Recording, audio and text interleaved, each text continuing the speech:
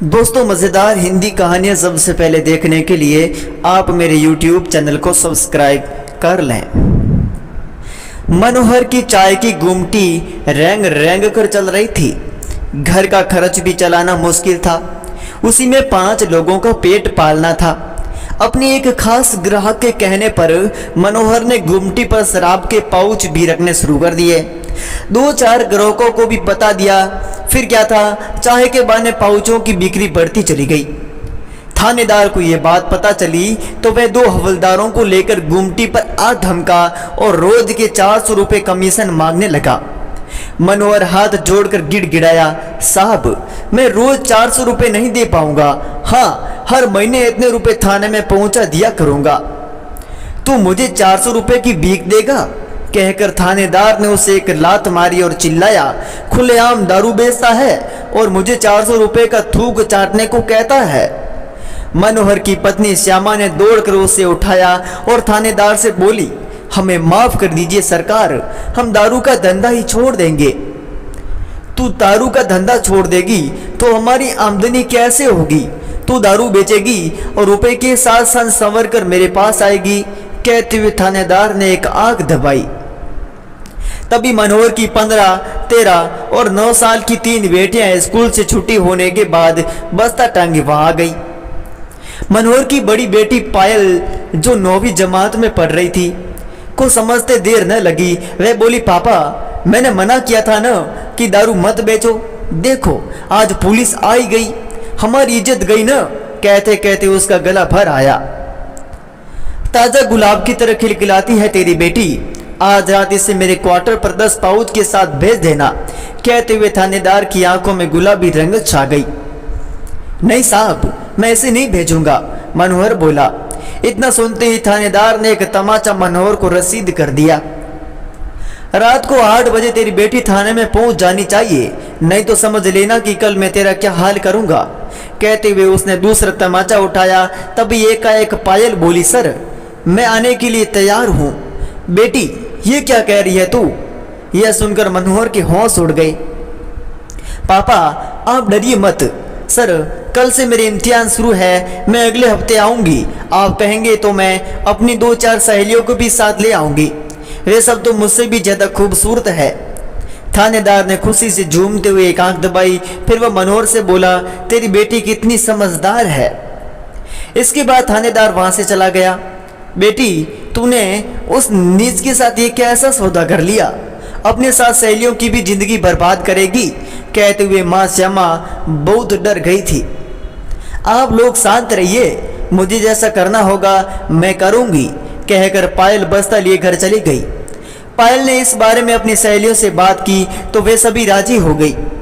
वादे के मुताबिक अगले हफ्ते ही पायल दारू और 400 रुपये लेकर थाने पहुंच गई। थानेदार ने पूछा, तुम्हारी सहेलियां किधर है? 2-4 नहीं बल्कि वे तो 8-10 है, वे सब डोकरी के पास है। किसी ने आपको इस थाने में इतनी सारी लड़कियों के साथ कुछ उल्टा सीधा करते देख लिया तो आपकी लुटिया ही डूब जाएगी, इसलिए मैंने उनको यहाँ से कुछ दूर रखा है सर। पायल थानेदार के कान में धीरे से फुसफुसाई। हम कड़ैया गांव चले, वहाँ पुराने बरगद के पास एक खंडहर नुमा मकान है, वहाँ ज़्यादा ठीक रहेगा। हाय पायल, मैं तो खुशी के मारे मर जाऊं, कहकर थानेदार ने उसके गुलाबी गाल मसद दिया और बोला, तू तो बड़ी होशियार है, चल वहीं चलते हैं। थानेदार एक हवलदार के भरोसे थाना छोड़कर पायल के साथ अपनी जीप से कुछ ही दूरी पर टेकरी के पास गया। वह पायल की उम्र की 8-10 लड़कियों को जींस टॉप में खड़ी देखकर थानेदार की लार टपकने लगी। ऐसे गुलाब के फूलों के सामने ये रुपया क्या चीज है? उसने जेब से रुपए निकालकर पायल को लौटा दिए।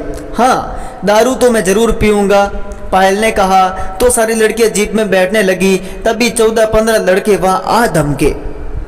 ये नजारा देख एक लड़के ने पायल को घूरते हुए पूछा, पायल तू सब थानेदार साहब के साथ कहाँ जा रही हो?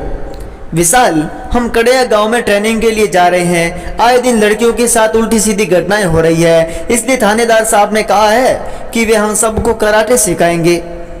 हाँ हाँ, थानेदार ने झट से बोला, ताकि उसकी चोरी पकड़ी न जाए।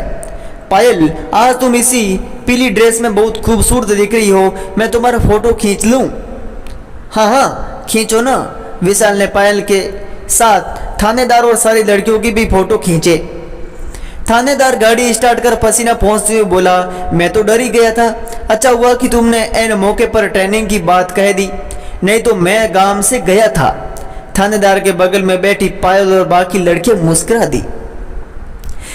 कड़ैया गांव 10 किलोमीटर दूर था। थानेदार घूंट घूंट दारू पीते हुए आगे टंगे आईने में लड़कियों को देख मदहोश हुआ जा रहा था। वह बहुत तेज गाड़ी चला रहा था ताकि जल्दी कड़ैया गांव पहुंचे। सर गाड़ी रोकिए, पायल इतराते हुए बोली। थानेदार ने झट से ब्रेक मारा और पूछा, यह गाड़ी क्यों रुकवाई? फिर उसने चारों तरफ नजर दौड़ाई। वह एकदम सुनसान जंगल था। दूर दूर तक बड़े बड़े पेड़ दिखाई दे रहे थे। कड़ैया गांव अभी 4-5 किलोमीटर दूर था। सर आगे जाने से क्या फायदा? जो काम वहां हो सकता है क्या वह या नहीं हो सकता? पायल ने थानेदार की लाल लाल आंखों में झांकते हुए कहा। कितना मस्त मौसम है, हल्की हल्की धूप, ठंडी ठंडी बहती हवा, घने पेड़, आप और हम सब तितलियां। मुझसे ज्यादा तुम बेकार हो, थानेदार ने सीना फुलाकर कहा। चलो यही उतरते हैं। सभी जीप से उतर गए। थानेदार के साथ चिकनी चुपड़ी बातें करते हुए सारी लड़कियां आगे बढ़ रही थी। पायल थानेदार को एक एक पाउच दारू थमाते जा रही थी और वह पाउच के कोने को दांतों से काट कर घटा शराब पीता जा रहा था। सर अपने कपड़े उतार लीजिए, जींस वाली एक लड़की ने इतना कहकर थानेदार के गाल सहला दिए। लड़कियों के नशे में अंधे थानेदार ने रिवॉल्वर उसे थमाकर अपनी खाकी वर्दी खोलकर हवा में उछाल दी। पायल ने उसे एक पेड़ के सहारे खड़ा कर दिया। सर आप कितने खूबसूरत हैं, काश आप जैसे से मेरी शादी होती। वे खूब मीठी मीठी बातें बोलती गई और थानेदार के पूरे शरीर में रोमांच हुआ आया।